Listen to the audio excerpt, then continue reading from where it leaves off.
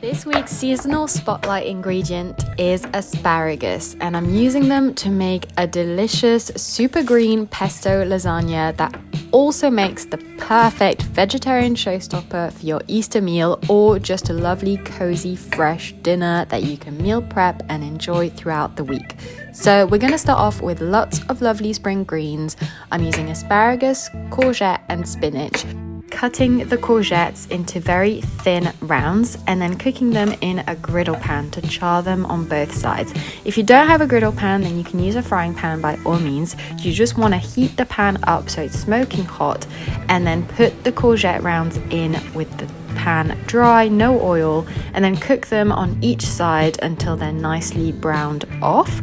And you don't want any overlapping here, so it takes some time because you want to do a few batches so you can do all of the courgettes. Then for the asparagus, the prep, I just cut off the bottom inch of the asparagus, the tough bit, and then slice the tips in half, and then all of those are going in the pan, still super hot, for about 2 minutes so they're brown all over. Just get a nice little bit of char on them. Then for our young baby spinach, giving that a good wash, and then with some of the water still on there, putting it in the hot pan. It only takes a minute to wilt, and just as it's wilting, I'm transferring it into a sieve so that it can drain the excess liquid off with a bowl underneath it. Then each of our greens is getting its own little bit of seasoning with some salt and some extra virgin olive oil. When it comes to the spinach, you see it's nice and green, didn't cook it too much. Once it's nice and cooled down, then I can give it a proper squeeze to get all of the liquid out as much as I possibly can. Then onto my pesto for the creamy bechamel sauce. So this is a classic Genovese basil pesto, going in with lots and lots of basil leaves, some grana padano cheese, but you can also use parmesan, a garlic clove, some salt and some extra virgin olive oil, and instead of pine nuts, I used some almonds. Then blitz those up until it's nice and smooth, and then we can move on to our bechamel or classic white sauce. So start off by melting some butter in a saucepan on medium heat, then pour in the flour, stir it immediately so that it forms a roux or a little paste, and then you're going to want to cook off the flour in that roux by leaving it on the heat for about 2 to 3 minutes, and you can see the mixture has dried out, and you stir it occasionally while you're doing this. Then we can pour in our liquids. So here, instead of just using milk, I'm also using the whey from my mozzarella balls just to avoid waste and because it still adds some nice liquid and flavor in there.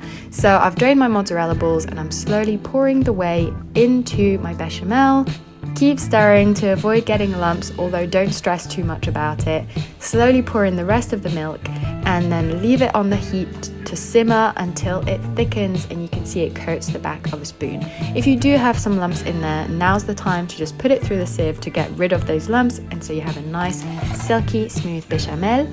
At that point, I'm going to stir in my pesto to make this dreamy, creamy, luscious sauce, so silky and so full of flavor. I was very, very generous with the seasoning of the pesto. This is definitely a very intense pesto, which would make quite a lot of batches if you were to use it for pasta diluted with evu, but that's because I want all of that flavor to come through in the sauce. And just look at it.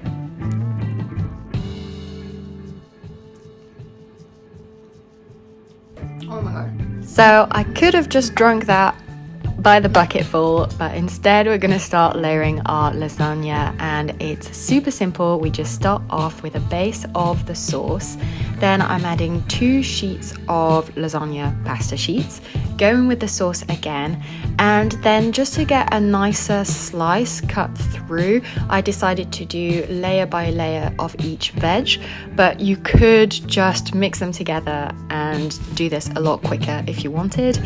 But just for that perfect slice, I've gone with a layer of my courgette slices, then pasta sheets again, sauce again, layer of asparagus, pasta sheets, sauce, spinach, pasta sheets, sauce, then all my mozzarella cut up, a nice final grating of parmesan or grana padano, and in the oven until it's golden brown and bubbly, and it's ready to serve as is. It's so delicious. Look at that cheese pull. yummy. If you wanted to make this as meal prep, just leave it to cool down. Then it slices really easily. Store it in tubs in the fridge or in the freezer until you're ready to eat them, or serve it as your Easter centerpiece. I hope you enjoyed this video.